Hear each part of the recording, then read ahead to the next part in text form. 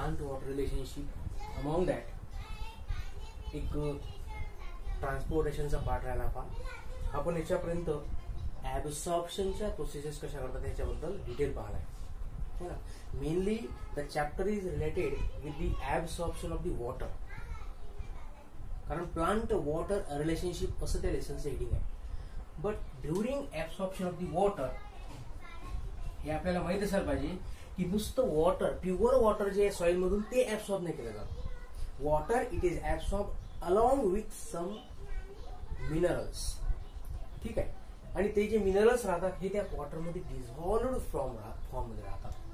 ही सगळी general information आहे जी already आपण पाहिलेली आहे. इथं ऍक्च्युअली तुम्हाला फोकस हा पार्ट करायचा आहे की मिनरल आणि त्याच्यानंतर फूड मटेरियल या दोन गोष्टीला प्लांटच्या बॉडी मधून through out the plant body कशा पद्धतीनं ट्रान्सपोर्ट केलं जाते.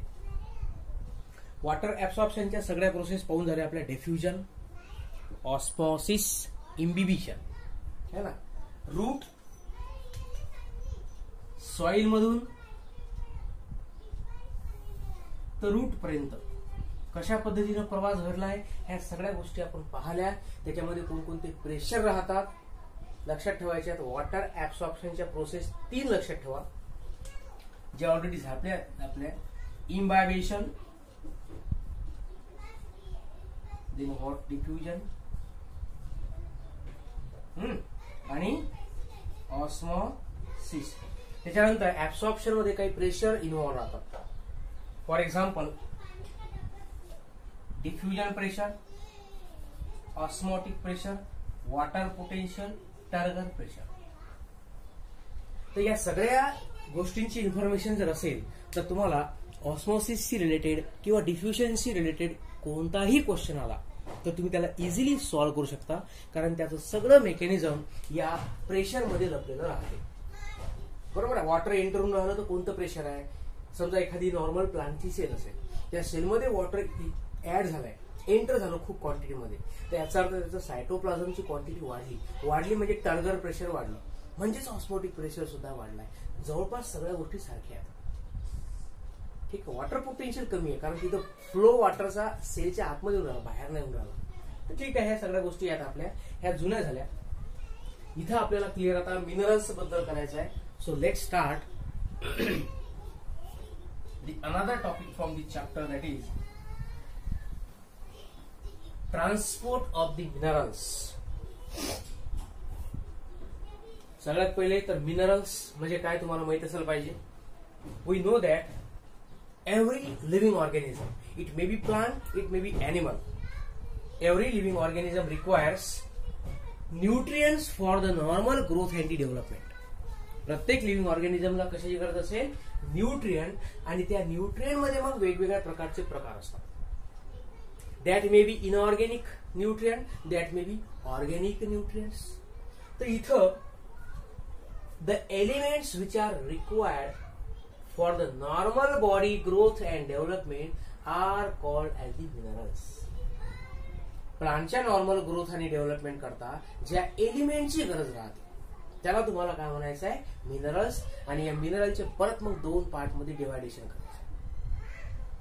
आता इथं जे डिव्हाइड केलंय पहा, मॅक्रो अँड मायक्रो एलिमेंट, ज्यांची साईज जास्त आहे, ज्यांची साईज कमी आहे, मॉलिक्युलर वेट, हे मॅटर या ठिकाणी काम नाही करत. इथं आपण बायोलॉजिकल व्ह्यूनं पाहून राहिलो. So element they are classified as per the requirement in the body. एलिमेंटचं क्लासिफिकेशन कशा पद्धतीने करायचं तुम्हाला या ठिकाणी, ऍज पर द रिक्वायरमेंट. पाहून घ्या आता.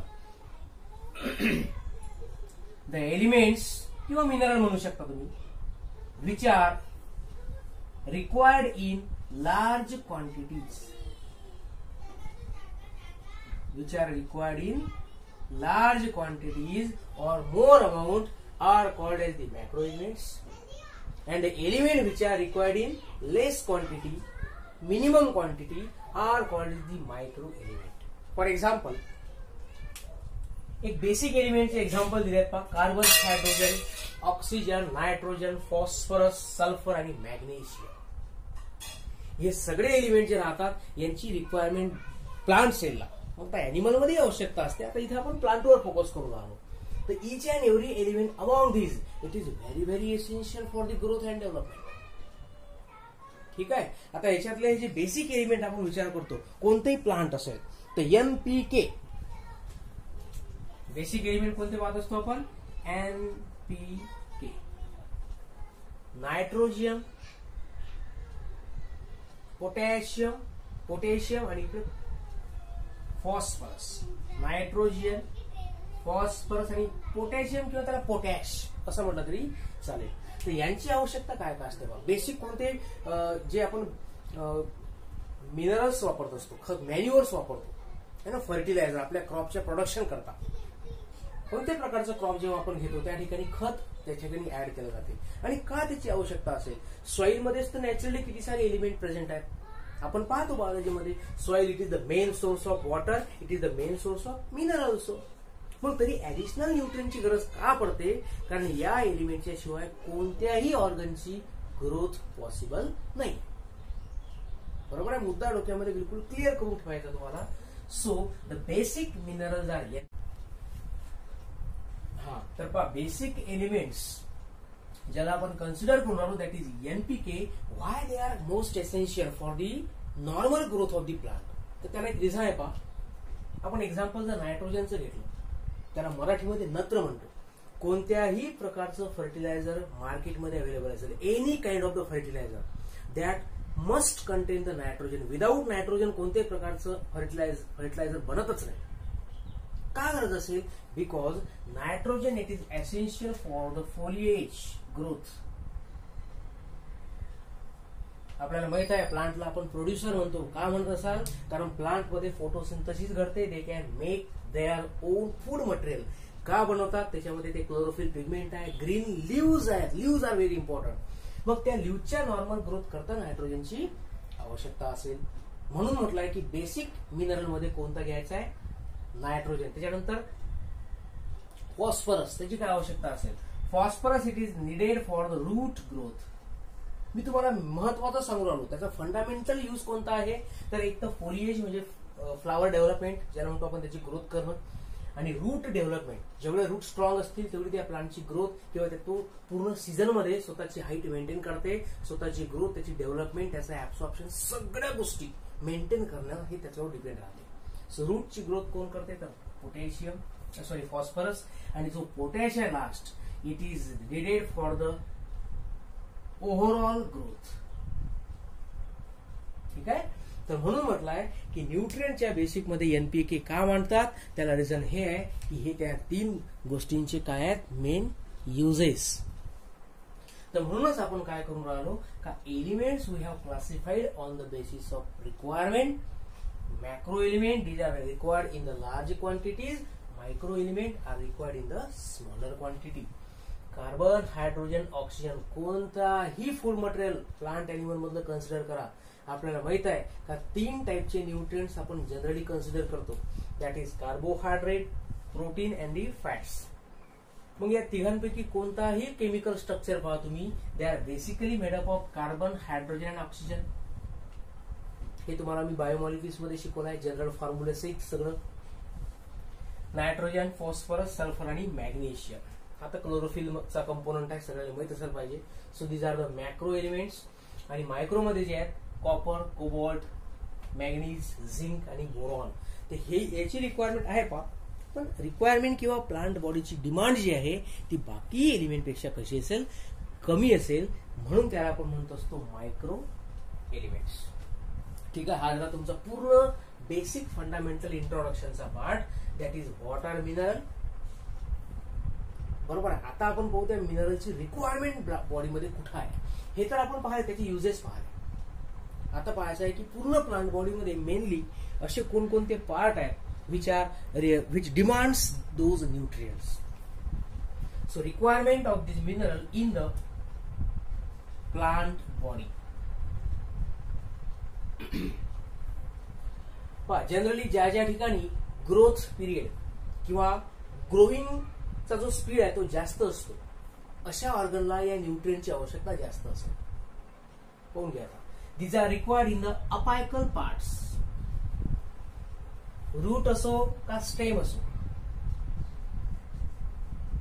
Either root or the stem, या दोनही ऑर्गनचे जे टिप्स आहेत त्यांचे टोक, त्याला तुम्हाला नाव द्यायचं आहे अपायसेस, किंवा त्याला परत बॉटनीच्या लेसन मध्ये आपण जेव्हा स्टडी करू तेव्हा लक्षात येईल की रूटचा जो अपायकल पार्ट आहे त्याला म्हणतात RAM, and among the stem it is called as SAM, Ram आणि श्याम.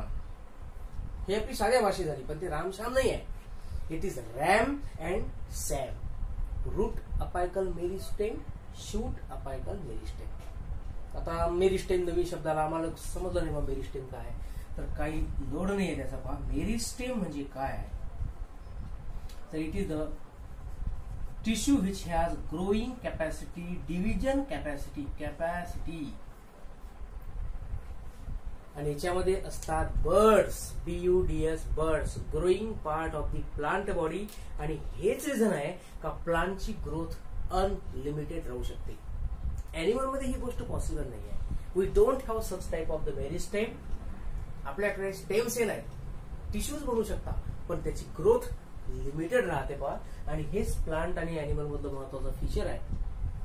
आणि या अपायकल मेरिस्टेम मध्ये ग्रोविंग कॅपॅसिटी असणाऱ्या टिश्यूज मध्ये सगळ्यात जास्त या मिनरलची रिक्वायरमेंट असेल. त्यानंतर लॅटरल मेरिस्टेम लक्षात ठेवायचं पहा. जर आपण स्टेम कन्सिडर करून आलो, तर suppose this is the stem,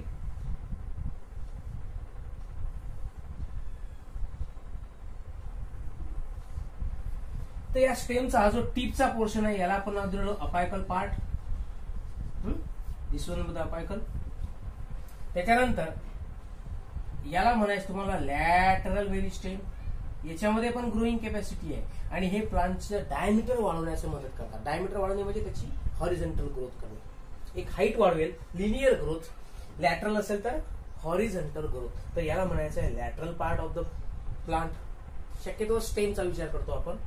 त्याच्यानंतर young leaves, more photosynthesising organ of the plant are called as the green leaves. तर त्या यंग लीव्स मध्ये सुद्धा सगळ्यात जास्त आवश्यकता असेल, मॅग्नेशियम असेल, क्लोरोफिल पिगमेंट फॉर्मेशन त्याच्यामध्ये तो मदत करेल आणि फोटोसिंथेसिस मध्ये सुद्धा हेल्प होऊ शकते. It is also required in the developing flowers. जेवढे प्लांटमध्ये फ्लावर तयार होतील त्याच्यानुसार त्याचे सीड्स बनतात आणि सीड नुसार त्या प्लांटची जनरेशन टाइम वाढत असतो, डायव्हर्सिटी तयार होईल. डेव्हलपिंग फ्रुट्स, डेव्हलपिंग सीड्स आणि स्टोरेज ऑर्गन. आता जर तुम्हाला विचारलं की which is the storage organ for the mineral in plant, तर शक्यतोवर तो असतो रूट. लीव्स नाही. लीव्स जो आहे तो storage organ for the, actually तो स्टोरेज ऑर्गन नाही आहे. लीव्स हा आहे प्रोडक्शन ऑर्गन, ज्या ठिकाणी फूड मटेरियल तयार होते आणि स्टोअर करण्याचं काम बॉडीचे वेगवेगळे पार्ट करतात प्लांटमध्ये. तर त्यातला मिनरलचा जो स्टोरेज पार्ट आहे दॅट इज रूट. तुम्हाला लक्षात ठेवायचा आहे. And that root is always in contact with the soil, आणि म्हणून तो फास्ट मध्ये त्या मिनरल वॉटरला ऍब्सॉर्ब करतो. तर इथं लक्षात ठेवायचं आहे की इथं मिनरलचं जे ट्रान्सपोर्टेशन होऊन राहिलं, इथे डिफ्युजनची प्रोसेस आहे. बरोबर आहे. इथं ऑस्मॉसिसचं काम नाहीये. जरी वॉटर अलॉंग विथ मिनरल आहे, पण तुम्ही जर फक्त मिनरलचं ऍब्सॉर्प्शन सांगून राहिले तर it is absorb by using the diffusion process. मुद्दा सांगितलाय मी तुम्हाला. डिफ्युजन आणि ऑस्मॉसिस मध्ये काय डिफरन्सेस आहेत ह्या सगळ्या गोष्टी आपण पाहिल्या. सॉल्व्हंट मुवमेंट होत असेल त्याला ऑस्मॉसिस म्हणायचं आहे, सोल्यूट मुवमेंट होत असेल त्याला डिफ्युजन म्हणतो. वॉटर आणि मिनरल दोन्ही ऍब्सॉर्ब होऊन राहिले, पण नुसतं मिनरलचा विचार जर तुम्ही करून राहिले, so it is absorb by diffusion process. So these are the requirements of the mineral in the plant body. पहा इथपर्यंतच्या पार्टमध्ये काही अडचण. आता आपण समोर पाहू की याची प्रोसेस कोणती आहे ट्रान्सपोर्टची.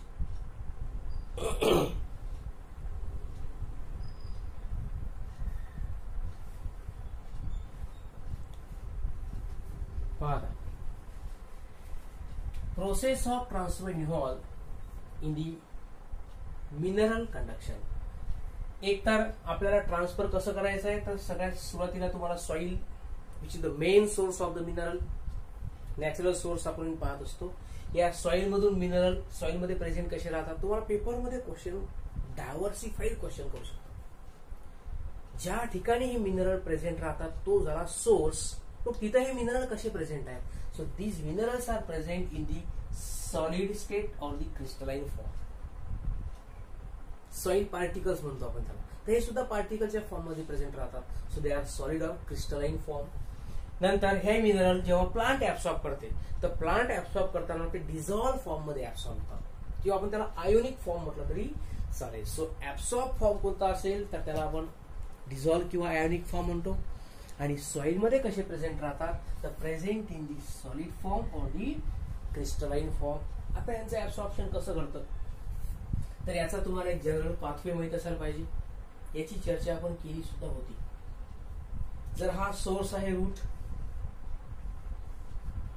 ठीक आहे, it content lot of the minerals, it is the source of minerals. From the root, these minerals are loaded into the xylem sac. ज्या रूटच्या सेल आहेत पहा, रूट सेल, त्या रूट सेल मधून रूट सेलला आपल्याला अनलोड करावं लागेल. अनलोड म्हणजे त्याच्यामधले मिनरल्स निघून जातील and that will be loaded into the xylem cells किंवा झायलेम टिश्यू म्हणू शकता तो. So from root to xylem sap. इथं सॅप शब्द का वापरला परत, कारण आपल्याला माहिती आहे ऍब्सॉर्प्शन दोन्ही गोष्टीचं करून आलं, वॉटर प्लस डिझॉल्व मिनरल्स. वॉटरही आहे, मिनरल पण आहे, दोघांचं कॉम्बिनेशन आहे. So it is called as xylem SAP.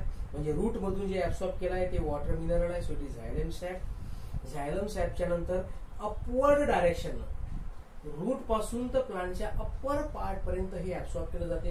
काय ऍब्सॉर्ब होते, मिनरल डिफ्युजनच्या प्रोसेसने ऍब्सॉर्ब होऊन राहिले आणि प्लांटच्या ल्यूज मध्ये एक प्रोसेस चालू आहे, दॅट इज ट्रान्सपिरेशन. सगळं सांगितलंय तुम्हाला. It is the loss of water from the ल्यूज. Transpiration म्हणजे काय आहे, कसं घडते, त्याच्यामध्ये कोणकोणती ऑर्गन्स इन्व्हॉल्व आहेत, हा पार्ट तुम्हाला या लेसन मध्ये जाईल आणि शेवटचा आहे. आता जी एक दोन लेसन मध्ये येऊन जाईल, एक दोन टॉपिक मध्ये येऊन जाईल. तर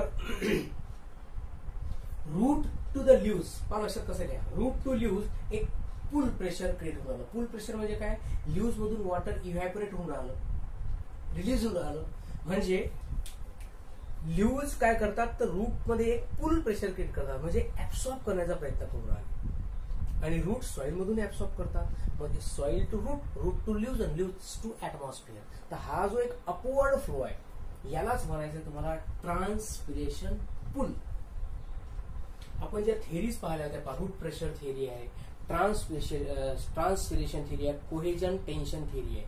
त्याच्यावरून हे सगळे मुद्दे आपण क्लिअर केले होते की ट्रान्सपिरेशन पूल म्हणजे ऍक्च्युअली काय राहते. ठीक आहे. तर हा एक अपवर्ड डायरेक्शनचा फ्लो असेल, due to which mineral from the root are transferred to the leaves. This is called as upward flow of the mineral. आणि जी प्रोसेस इथे इन्व्हॉल्व आहे ती कोणती असेल, ऍक्टिव्ह प्रोसेस आहे आणि सिंपल डिफ्युजनस इन्व्हॉल्व असेल. हे तुम्हाला पेपरमध्ये विचारतात. In this way water and mineral both are get absorb within the plant body. पूर्ण ट्रान्सपोर्ट ऑफ मिनरल मध्ये लक्षात काय ठेवायचं आहे की process which is involve it is called as diffusion. आणि ऍक्टिव्ह आणि पॅसिव्ह पैकी कोणती आहे तर ऍक्टिव्हली ऍब्सॉर्ब करतात, कारण मिनरलला ऍब्सॉर्ब करणं म्हणजे त्याच्याकरता काही एनर्जी यूज होऊ शकतं. So it is active process. हा तर झाला प्रोसेस ऑफ ट्रान्सफरचा एक पार्ट. एक डायरेक्ट प्रोसेस पाहिली आपण रूट टू ल्यूज. आता एक पर्टिक्युलर प्लांट बॉडी आहे, सॉइल मधून कसे ऍब्सॉर्ब झाले त्या प्रोसेसला डिफ्युजन. लक्षात आलं.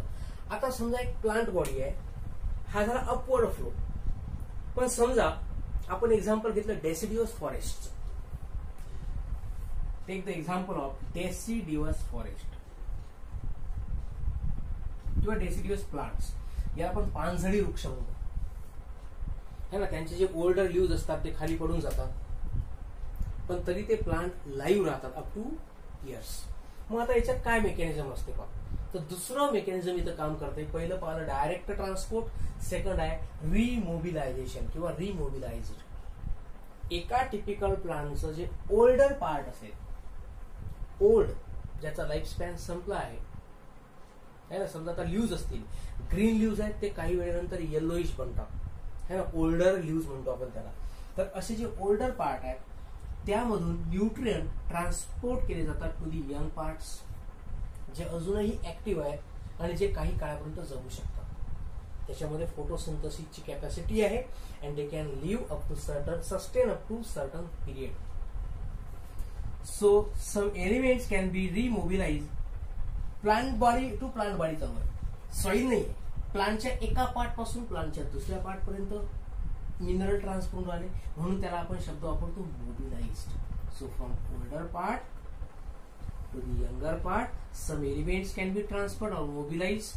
For example it is nitrogen, phosphorus, potassium, sulphur. याच्यामध्ये फक्त एक एक्सेप्शन आहे, दॅट इज कॅल्शियम. याला आपण म्हणत असतो structural element. It is not mobilised. हे तुम्हाला एक एक्सेप्शन लक्षात ठेवायचं आहे, कारण कधी कधी विचारू शकतात following is the element which is not mobilise through the plant body. तर एक एक्सेप्शन लक्षात ठेवायचा कॅल्शियम. तो जसा जसा बॉडीची रिक्वायरमेंट आहे त्याच्यानुसार बनवला जातो किंवा ऍब्सॉर्ब केला जातो.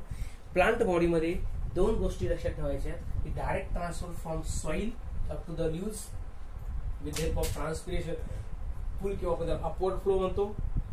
आणि विदिन द प्लांट बॉडी प्लांटच्या एका पार्ट पासून दुसऱ्या पार्ट मध्ये कसे ट्रान्सफर होतात मिनरल, तर त्याला रिमोबिलायझेशन असं म्हणतो. So this is all about the transport of minerals in the plants. आता एक शेवटचा मुद्दा,